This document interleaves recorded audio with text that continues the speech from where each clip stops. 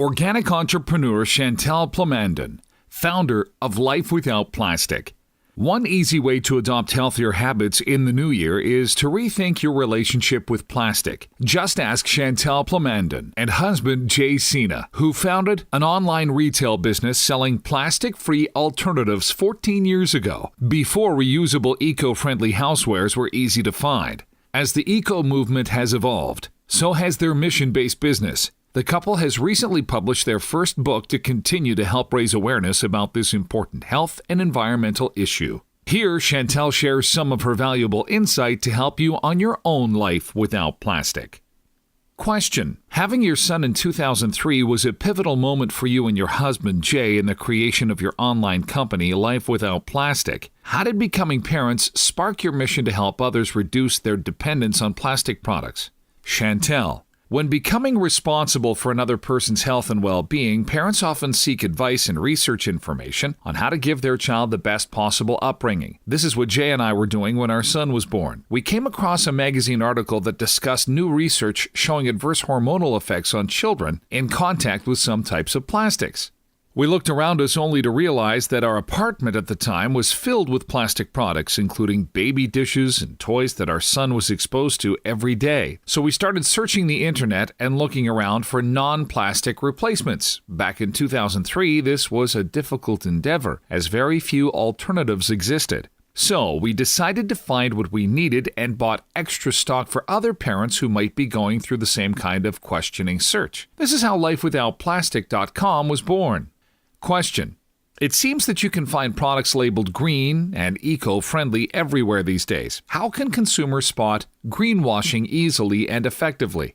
Chantal: we are at the age of the informed consumer. So much information is now available at one's fingertips. When consumers are informed about the chemistry of plastic additives, the recycling processes, the way that plastics degrade in nature, then they can start making their own assessment of the value of a product that claims to be environmentally friendly. This is why we've written our book. We explain all these concepts in simple, logical terms so that consumers can detect the greenwashing from afar. A prime example of greenwashing is neoprene used for lunch bags and clothing. It is a plastic-based material that is made with toxic additives. It is not recyclable and degrades slowly into millions of microscopic plastic particles that infuse the air we breathe or end up in the soil or in our waterways. Yet it is described by many retailers as eco-friendly because it is lead-free, vinyl-free, and PVC-free.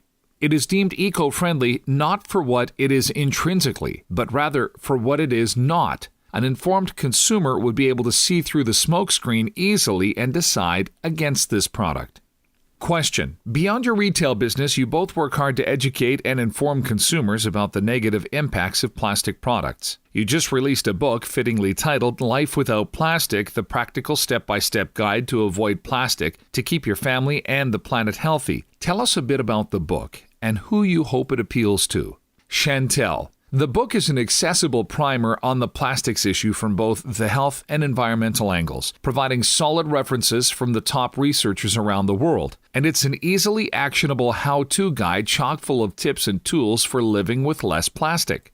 We show you how to do a plastic audit of your life and home, and then we go through each room of the house and various activities in life, school, gym, office, and travel, offering up suggestions on ways to avoid and use less plastic. We also offer up ways to radiate a plastic-free existence by getting involved in awareness-building activities such as beach cleanups, citizen science initiatives, and found plastic art projects.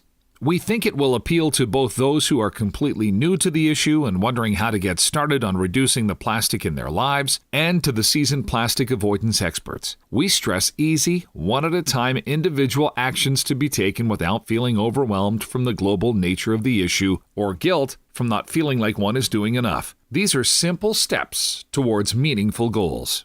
Question: what are the top 3 worst plastic offenders that we should aim to eliminate ASAP and why? Chantal: the worst offenders are single-use disposable plastics. Things like plastic bags, plastic water bottles, and plastic straws. All of these are generally used for minutes and then discarded. Take plastic straws, for instance. About 500 million are used in the U.S. every single day. That's 175 billion annually in the U.S. alone. While many hope these types of plastics are recycled, the reality is that most are actually not. In fact, only about 9% of all plastics are recycled. Many plastics end up in landfills, or, as we are seeing more and more, as environmental pollution. In the marine environment, this plastic may well be eaten or nibbled at by wildlife, slowly poisoning them. All three of these major plastic pollution culprits are so easily replaceable with reusable alternatives like cotton bags and glass or stainless steel bottles and straws.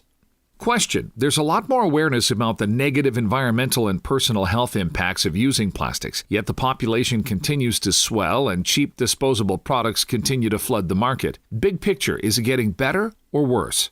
Chantal: on the bright side, as you mentioned, consumers in general are so much more aware. When we started 10 years ago, people bringing their own reusable grocery bags was still rare. Now it's generalized habit. We hope the same phenomenon will happen with reusable utensils, straws, and containers. We're happy to see more zero-waste grocery stores popping up across the world. On the other hand, we've also witnessed large companies switching their packaging from glass to plastic. For example, mayonnaise and ketchup packaging. Glass is inert and safer for your health. It is also infinitely recyclable, which makes it an ideal packaging alternative. But with the lower demand for glass containers, glass recycling is diminishing so that more of these environmentally friendly containers actually bypass the recycling plant and go straight to the landfill. Unfortunately, plastic containers can only be downcycled for a limited number of times and into lower quality products, meaning the material resulting from the recycling of plastic cannot be used to make another complete food package. The amount of plastic being produced globally still increases every year. We need to decrease the demand for plastic by avoiding it and using alternatives. And we need to move toward a circular economy where plastics never become waste. Rather, they re-enter the economy through reuse and recycling.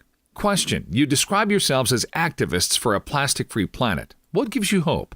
Chantal: there's so much reason for hope and optimism. Waves of awareness about plastic pollution and toxicity issues are building all over the world. In schools, businesses, newsrooms, public policy think tanks, research labs, United Nations conferences, government departments, villages and urban metropolises, and of course in homes. Awareness is literally exploding as people see videos and news reports of whales and turtles dying excruciating deaths caused by plastics they mistake for food, which strangles them from the inside by filling their intestines. And they hear about microplastic particles now being present in our air and water and as a layer across the surface of the earth, from the Himalayan peaks to the ocean depths.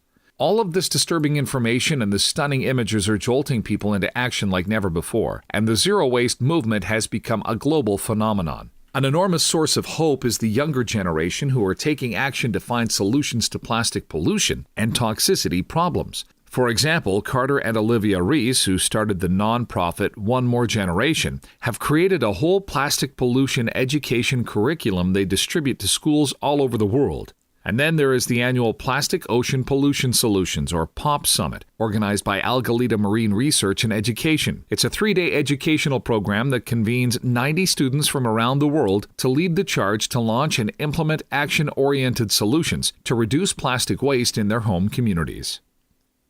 See the extended interview with Chantal online at VistaMagazine.ca and find out which plastics Chantal can't seem to avoid, as well as how she and Jay make the business work within their marriage.